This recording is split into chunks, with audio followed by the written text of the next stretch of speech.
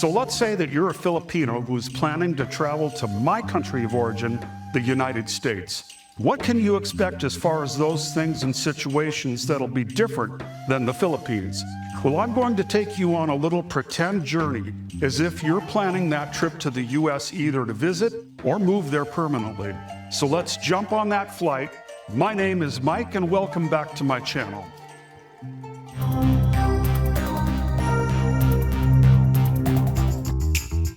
So you just landed in the US after a 15-hour flight from Manila. You're jet-lagged, freezing, and it won't be long before you find out just how different things are. Welcome to America, and welcome to Culture Shock. So let's dive into some of the biggest surprises Filipinos face when they visit the US for the first time. Okay, first of all, everything is huge. The roads, the cars, food portions, which of course is going to cause American people to be bigger. Filipinos squeeze into jeepneys and tricycles. In the US, you've got pickup trucks that look like they're the size of small houses on wheels. And in the US, it's very common to see in hospitals wheelchairs that are, well, wide enough to accommodate wide American people. Next on this list, weather. If you land in Minnesota during winter, say goodbye to flip-flops and hello to frostbite.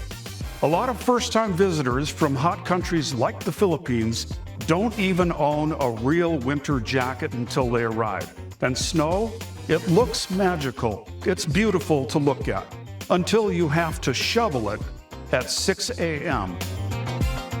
Okay, food and dining culture.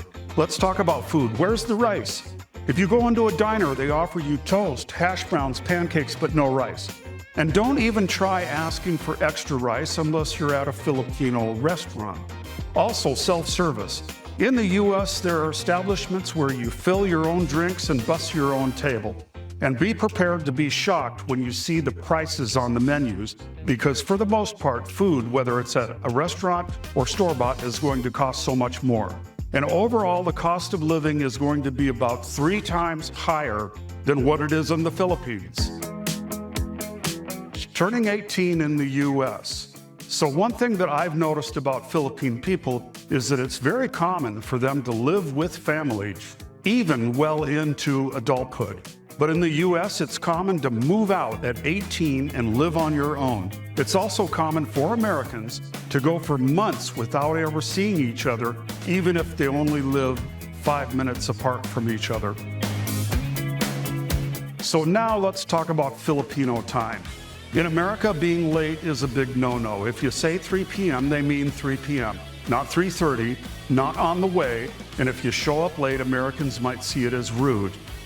Being an American and living in the Philippines, this took me some getting used to. In fact, I'll tell you a true story about a new Filipino YouTuber that I was going to collaborate with and try to help her grow her channel so she could get monetized faster.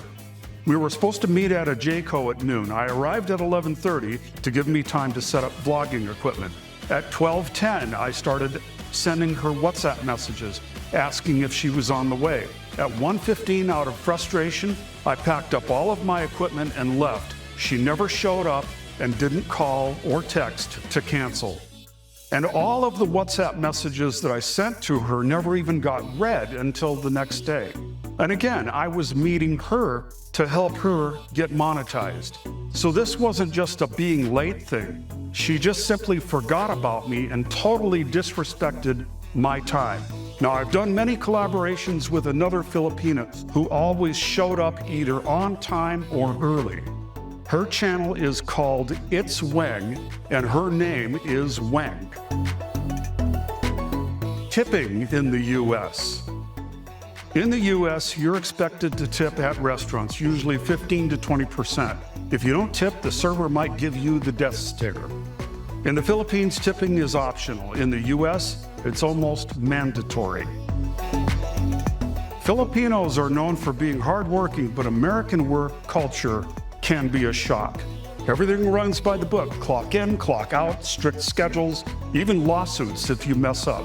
It's very structured, compared to the more flexible vibe back in the Philippines. Just a few more miscellaneous things that Filipinos are going to want to know about American culture. In the Philippines, you address someone older as either ate or kuya. In the US, you just say someone's name. Calling your boss Sir John, that might actually make things awkward. And finally, the emotional part. Many Filipinos feel lonely and out of place in the US. No loud family dinners, no neighbors bringing over pancit, no karaoke echoing down the street. It's quiet, peaceful, but kind of isolating at first. But here's the good news. Filipinos adapt, bringing warmth, food, and good spirits wherever they go. Culture shock is real, but so is Filipino resilience. If you've ever experienced these culture shocks, drop your story in the comments. And don't forget to like, subscribe, and share for more videos about Filipino life around the world. Please remember the bell notification. Thanks for watching, and I'll see you in the next video.